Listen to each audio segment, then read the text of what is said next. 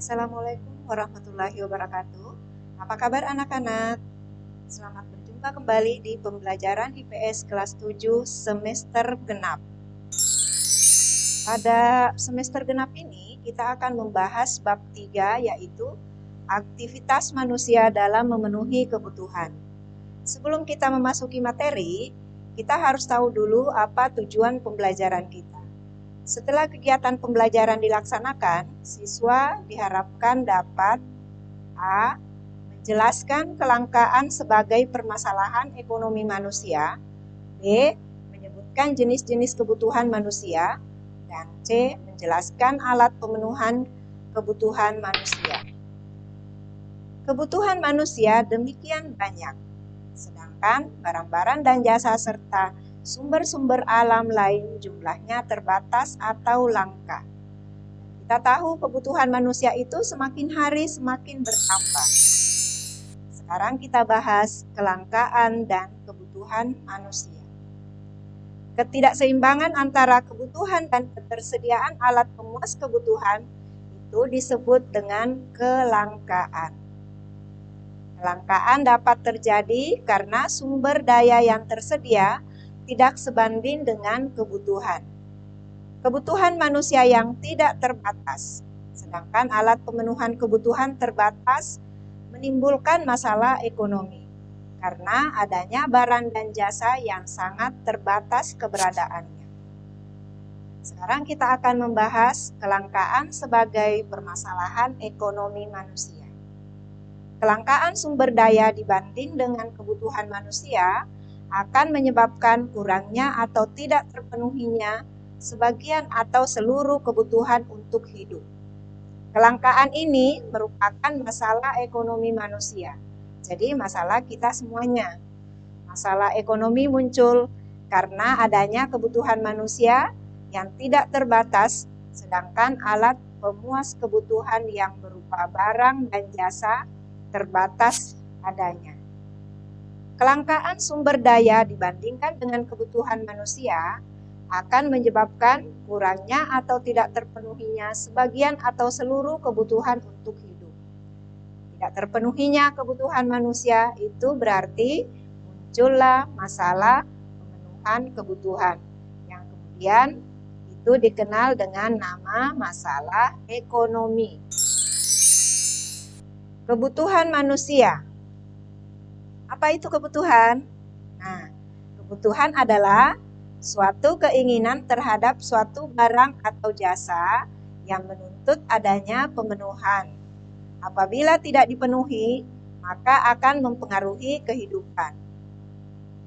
Agar alat pemenuhan yang kita miliki dapat mencukupi kebutuhan kita, maka sebaiknya dalam penggunaan kita harus sesuaikan dengan yang namanya skala prioritas. Untuk menentukan kebutuhan yang paling penting harus diutamakan pemenuhannya.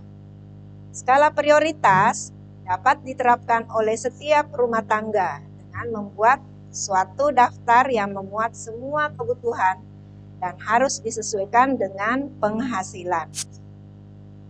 Sekarang kita akan membahas macam-macam kebutuhan menurut intensitasnya atau tingkatannya. Ada 3, yaitu kebutuhan primer atau kebutuhan pokok, yang kedua kebutuhan sekunder atau tambahan, yang ketiga kebutuhan tersier atau kebutuhan barang mewah. Sekarang kita akan ketahui penjelasan apa itu kebutuhan primer atau kebutuhan pokok. Kebutuhan primer adalah kebutuhan yang harus dipenuhi karena bila tidak dipenuhi akan mempengaruhi kelangsungan hidup. Yang kedua, kebutuhan sekunder atau tambahan adalah kebutuhan yang dipenuhi setelah kebutuhan primer terpenuhi. Kebutuhan sekunder merupakan pelengkap dari kebutuhan primer.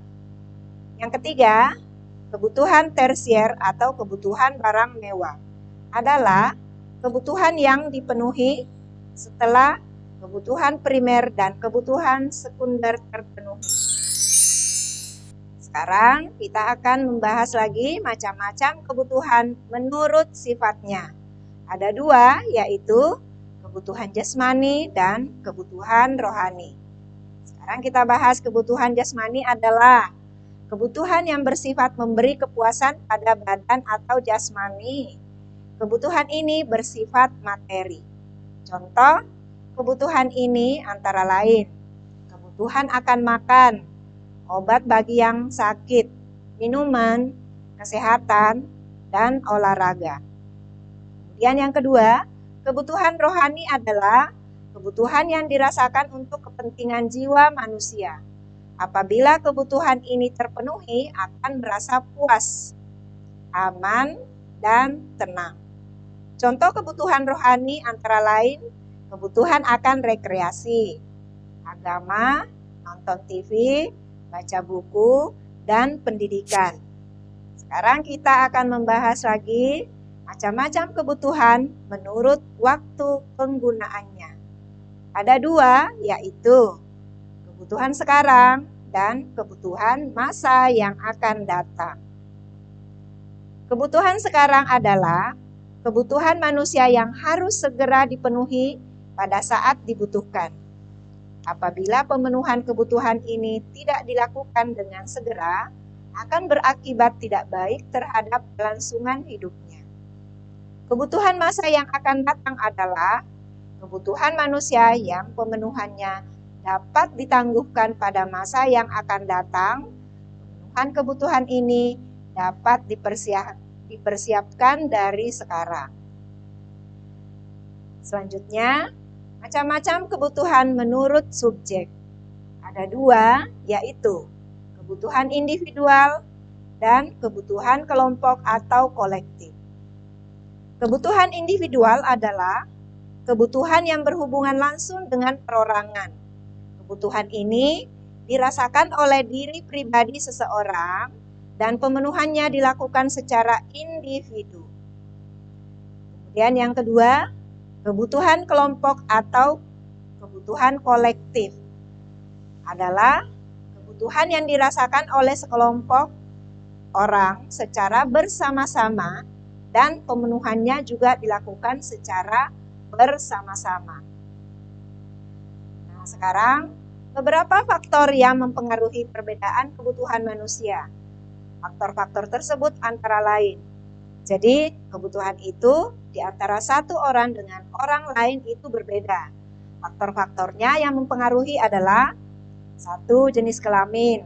Misalnya antara pria dan wanita itu kebutuhannya tentu berbeda. Kemudian yang kedua adalah tingkat pendidikan.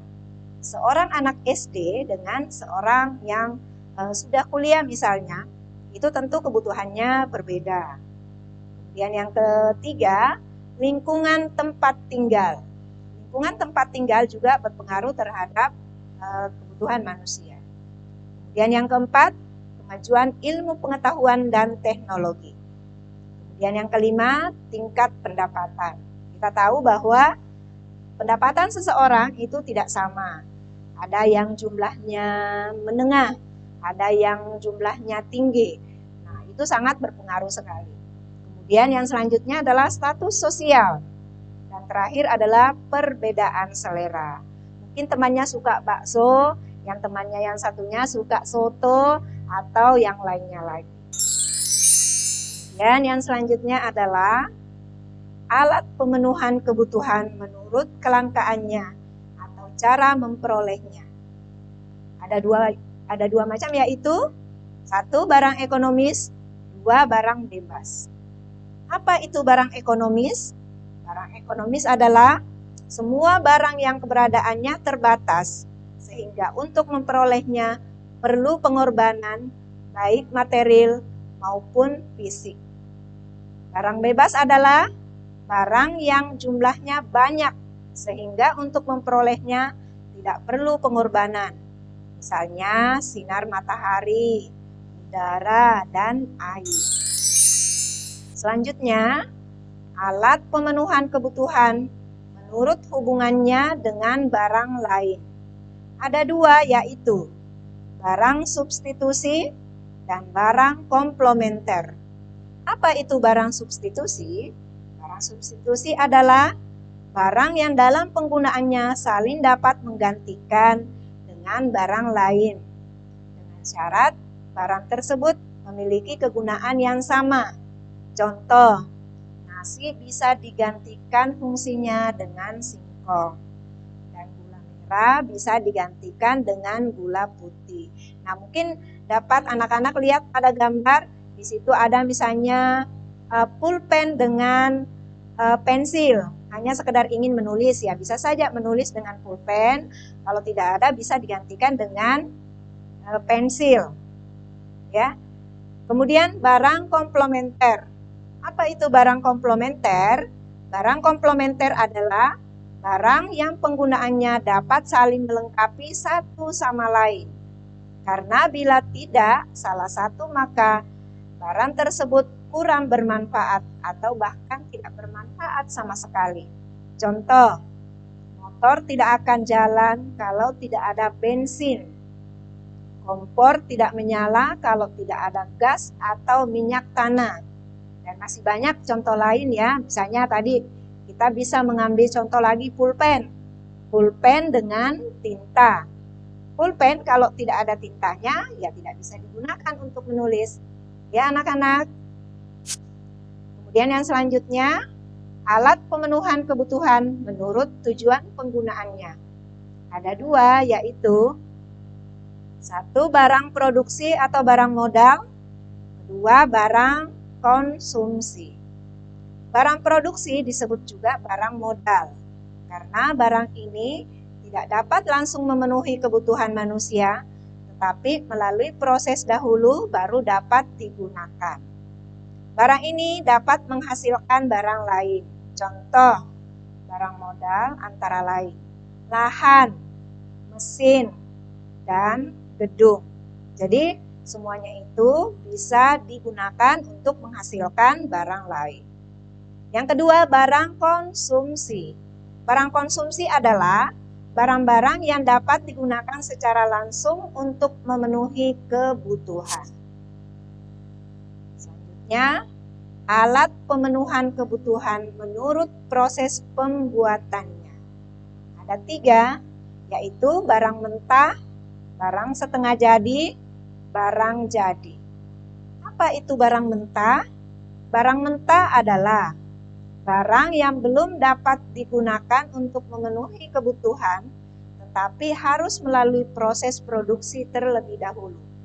Contoh, padi belum bisa digunakan untuk memenuhi kebutuhan karena masih berupa barang mentah dan harus melalui proses dahulu. Begitu juga kayu belum digunakan bila bentuk belum dirubah menjadi perabot, misalnya kursi, meja, pintu, dan lain sebagainya. Kemudian yang kedua, barang setengah jadi, yaitu barang atau alat pemuas kebutuhan yang masih dalam proses produksi. Contoh, benang sebelum dibuat kain dan tepung sebelum dibuat kue. Itu barang setengah jadi. Yang ketiga, barang jadi adalah barang atau alat pemuas kebutuhan yang dapat digunakan untuk memenuhi kebutuhan. Contohnya, nasi, kue, alat tulis, tas, baju, celana, buku, dan pensil. Nah, anak-anak, demikianlah penjelasan tentang kelangkaan, kebutuhan, dan alat pemenuhan kebutuhan. Semoga bermanfaat dan dapat memudahkan kalian untuk memahaminya. Terima kasih. Assalamualaikum warahmatullahi wabarakatuh.